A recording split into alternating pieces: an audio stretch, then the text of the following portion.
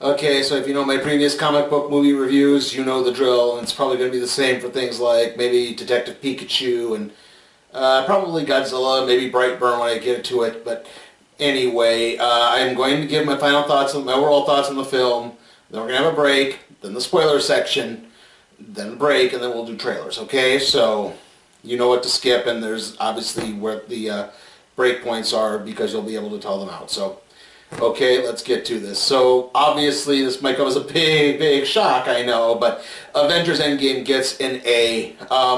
This is the perfect bookend to, I guess you would say, the first chapter of the Marvel Cinematic Universe, or the whatever phase we're on at this point. And yeah, I know technically this phase ends with Spider-Man Far From Home, but for all intents and purposes, Avengers Endgame is this bookend.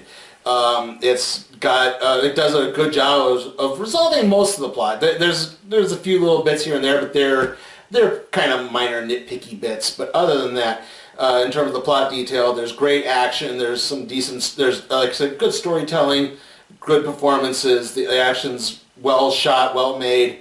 You can tell everything that's going on. Everyone's convincing in their beliefs, and while it's not entirely surprising what happens, like I said, it does provide a satisfactory ending.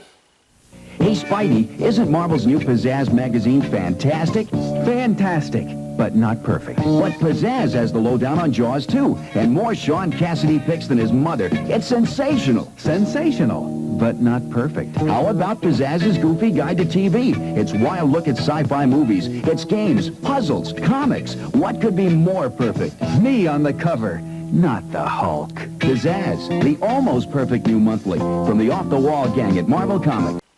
Okay, so obviously the central conceit of how they plan to take down Thanos is via time travel. We'll get to how that all works when we get to it, but basically to open things up, we get some explanation for what happened with Hawkeye. He's having a little cookout with his family when the Thanos wave hits and they disappear. We only then cut to Tony Stark in space, and it's then that Captain Marvel, Carol Danvers, finds him and brings him to Earth safe and sound. And but Tony is not happy. He feels he failed, and he gives up, and he rips out his arc reactor and actually gives it to Cap and says, "There, I'm done. You know, you figure out what to do." And it's at this point we jump ahead 5 years, and you get some bits like Cap is running a support group for for people who are still dealing with the trauma of what happened, and Natasha is still trying to figure things out. She's got basically they're running an Avengers thing. The Black Widow is running the Avengers, sort of. You have like Carol Danvers and Nebula and Rocket Raccoon are searching the galaxy, trying to find ways to deal. Oh, silly me! Before we did the 5-year jump. They actually do track down where Thanos is because he actually uses the Infinity Stones one more time. But they get there and they discover he used the Infinity Stones to destroy them because that way they can't be tempted to undo what he did. And Thor gets so angry that he actually decapitates Thanos with Stormbreaker.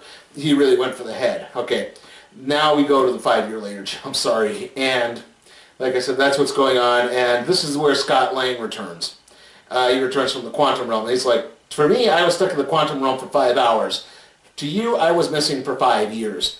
And Cassie is alive, so that explains why she's played by a different actress and older now. So that's how that pans out. And then he goes back to the event.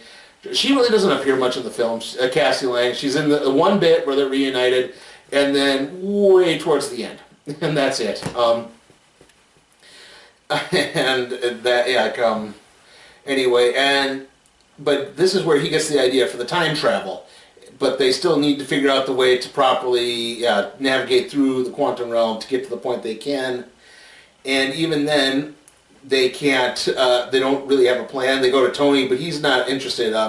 In the intervening 5 years, Tony marries Pepper, and they have a daughter named Morgan. And Tony's basically just living in this cabin out in the woods, and you know, he's quite content, but eventually it piques his interest enough that he manages to fix it.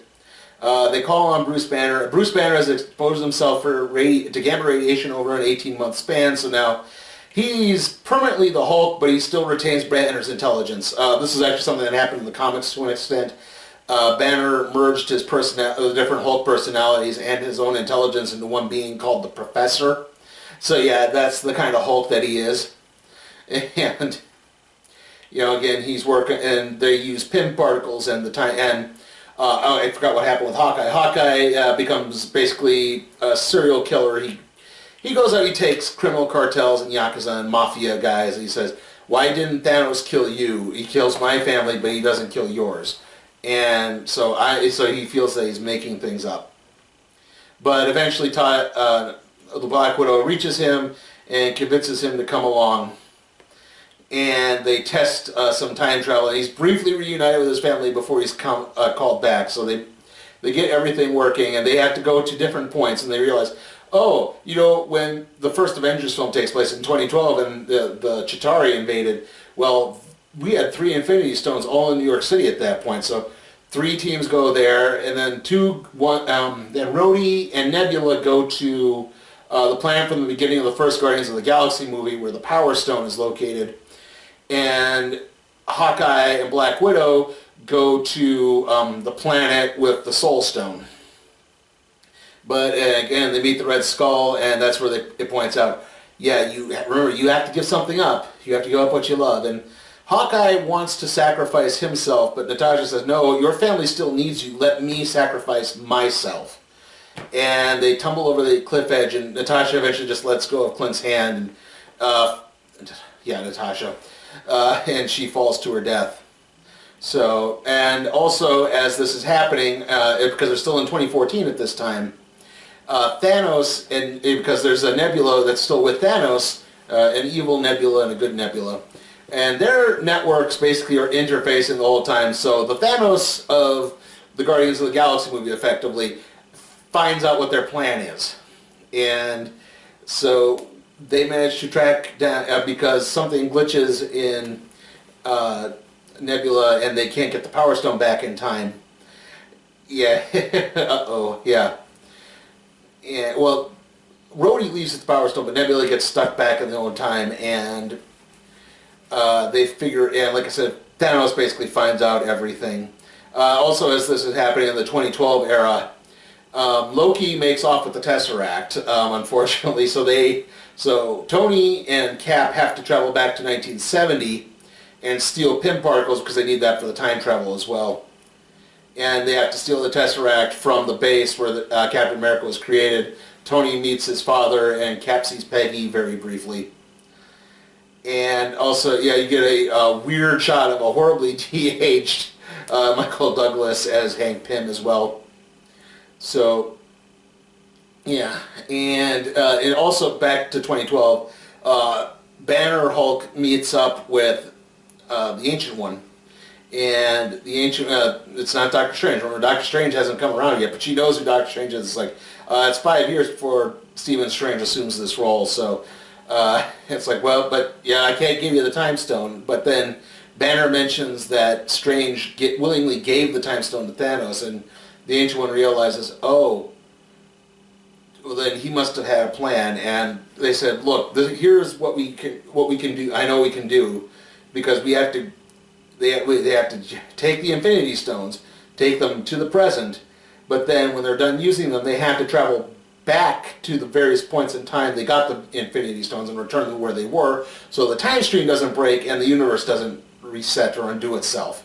Because that was Tony's big concern, and why he does not initially want to go into this, because he doesn't want to wipe his daughter out of existence. Excuse me. So yeah, and.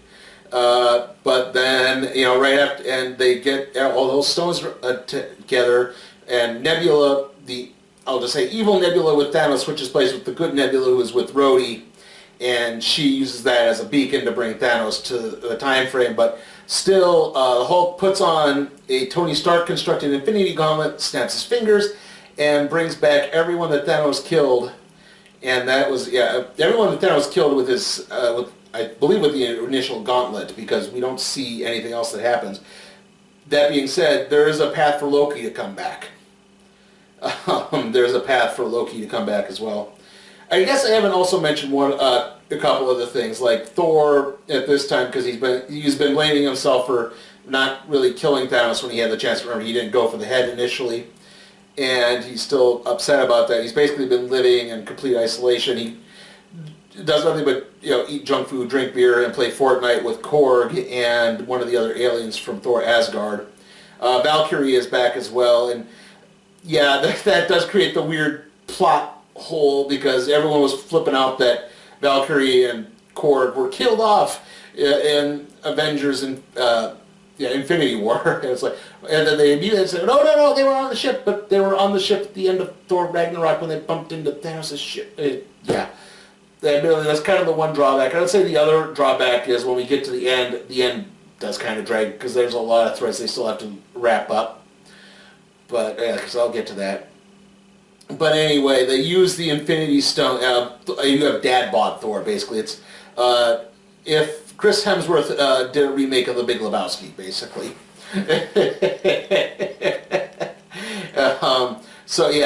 Thor and Rocket actually have to travel to Asgard because they need to get the Reality Stone, I believe, from Jane Foster because she absorbed it. And then again, they need to return it back to the right time frame. And Thor actually sees his mother, and his mother she realizes, he's obviously not the right Thor because he still has his weird eye. Remember, he has his replacement eye from the one he got in Infinity War. And she basically says, don't do anything to change the time stream too much. If I die, I die. There's nothing that can be done about that. But you need to accept that, just because you might be Odin's chosen heir, that doesn't necessarily mean you were meant to rule Asgard. There was also a joke with the new Asgard, but unfortunately I was taking a note when it happened, so I didn't get the joke. Sorry. Anyway, like I said, they get everything back, they snap the fingers. Everyone comes back. You figured out because Hawkeye's wife calls them on her phone. On the phone. So yeah, everyone's back. But then Thanos arrives and blows up the Avengers headquarters. However, that's when the reinforcements arrive with Doctor Strange and everyone from Wakanda, and there's this big brawl. And Thanos basically says, look, it's like, you made me realize the flaw in my plan. I shouldn't have killed half the universe. I should have destroyed the entire universe and just remade it from scratch. So that's his plan now as he's trying to get this new Infinity Gauntlet. And you get all these teams working together. Pepper Potts has her own armor now as well. So she's flying around and helping. Like I said, Wasp is back. Black Panther's back. Doctor Strange's back. Spider-Man's back, obviously. The Guardians of the Galaxy are back. Groot is back. Everyone's back. So, yep, they're all fighting, and they're all doing damage. At one point, everyone starts trying to run because they realize that they can't use the actual machine they used to travel through time anymore because that got destroyed.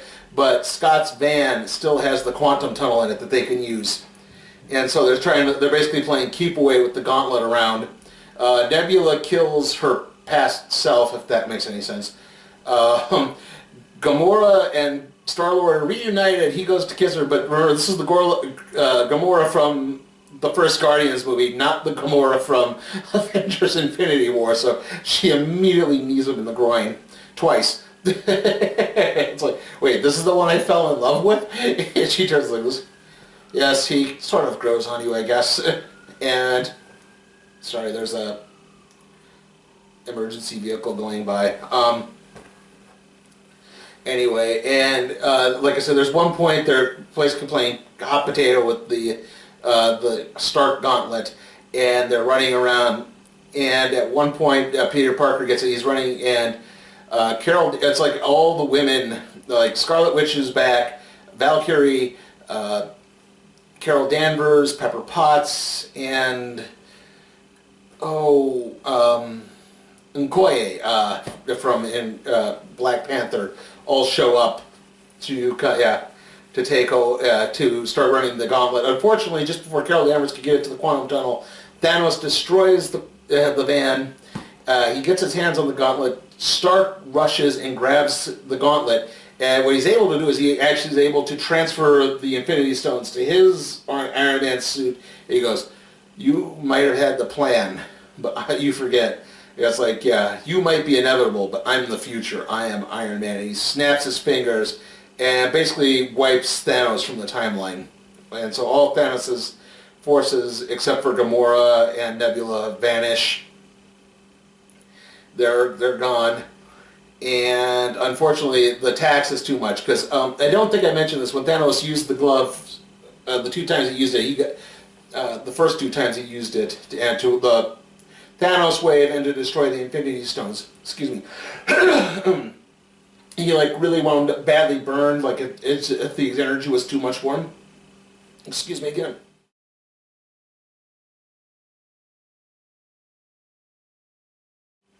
So using the Infinity Gauntlet is just too taxing on anyone. Like, it was even taxing on Banner, who used it initially, and basically it exhausts Tony to the point that he dies. So yeah, Iron Man dies, and there's a funeral for him. There's a funeral for Natasha as well, and then Cap leaves to return the stones back to the proper spots in the timeline. They reconstruct the machine needed.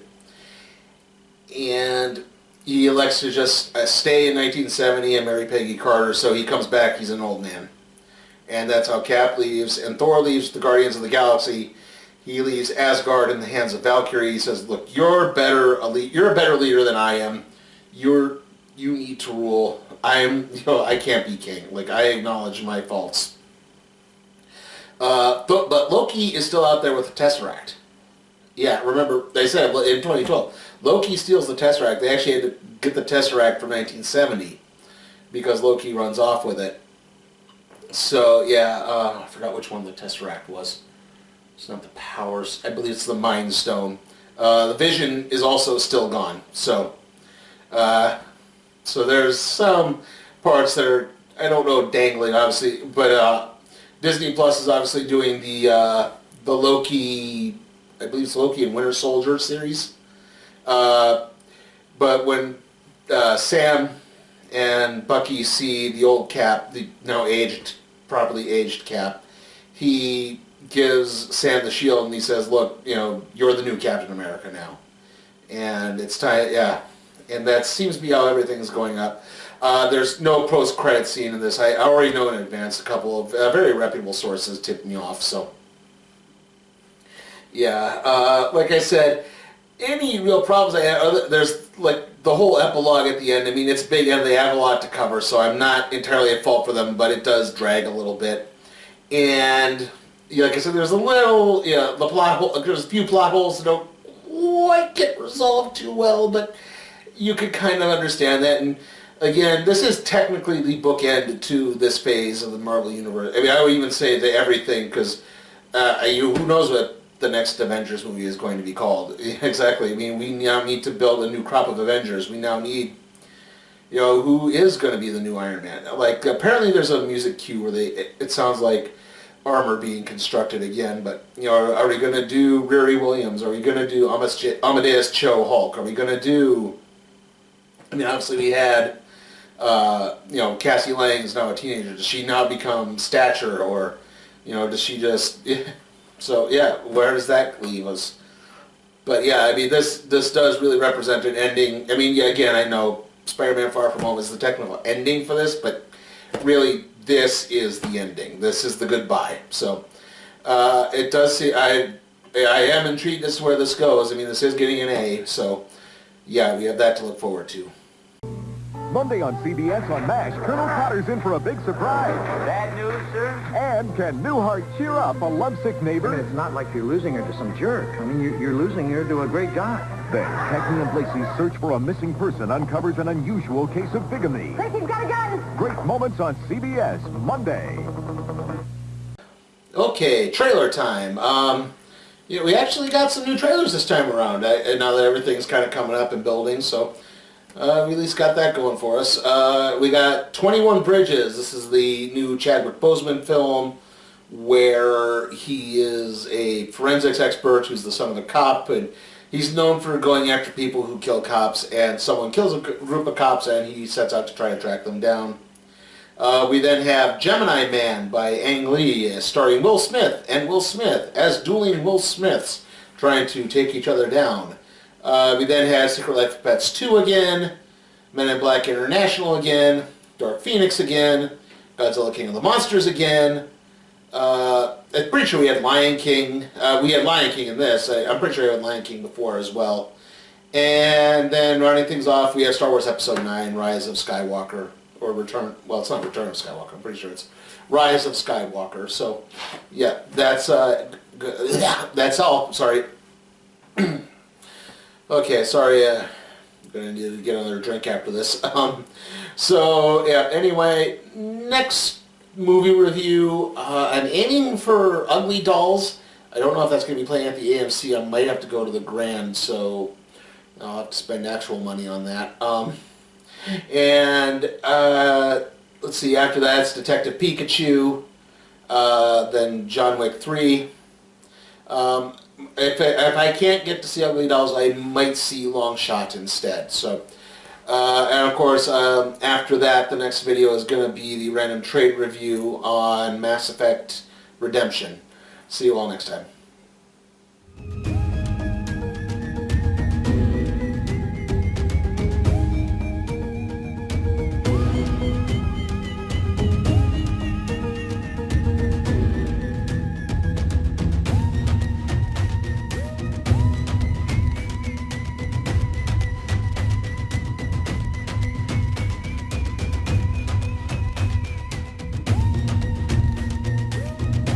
Hey guys, check out my Patreon and see how you can request a movie for me to review, even if it's some stinker like A Dog's Way Home or the Sonic the Hedgehog movie.